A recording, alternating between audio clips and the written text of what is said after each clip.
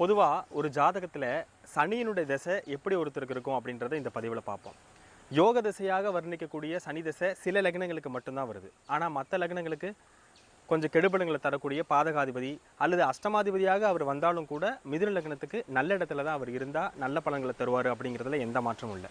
அதே மாதிரி சனி கொடுக்கின்ற போது ரொம்ப ஸ்லோவாக மந்தகாரகன் அப்படிங்கிற அடிப்படையில் மிக பொறுமையான அமைப்பில் தான் அவங்களுக்கு புதிய தொழிலை செய்ய வச்சு அவங்கள மிகப்பெரிய ஒரு தொழிலதிபராக ஆக்குவதற்கு சனி கண்டிப்பாக ஒரு காரகமாக அமைகிறார் அப்படிங்கிறதுல மாற்றுக்கிறதுக்கே இடமில்லை.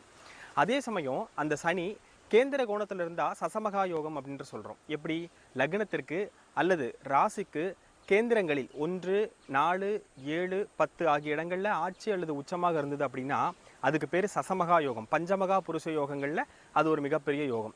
சரி, இது எல்லா லக்னங்களுக்கும் பொருந்துமான்னு கேட்டால் கிடையாது. அவருக்கு யோகத்தை தரக்கூடிய மிதுனம், ரிஷபம், துலாம், கன்னி, மகர கும்ப லக்னக்காரங்களுக்கு நிச்சயமாக இந்த சசமகா யோகம் முழு பலனையும் தரும் அப்படிங்கிறதுல மாற்றம் இல்லை. அதே சமயம் புணர்ப்பு யோகம் மற்றும் புணர்ப்பு தோஷம்னு 2 வகையாக பிரிப்போம். இதில் புணர்ப்பு யோகத்தை தரக்கூடியதும் இந்த சனி தான். ஸோ சனி ஸ்தான பலத்தோடு நல்ல சுபகிரக தொடர்போடு இருப்பதை விட ஸ்தான பலம் அற்று சுபகிரகத்தோடு தொடர்பில் இருக்கும்போது மிகப்பெரிய பலன்களை சனி நிச்சயமாக தருவார் அப்படிங்கிறதுல மாற்றம் இல்லை. நன்றி.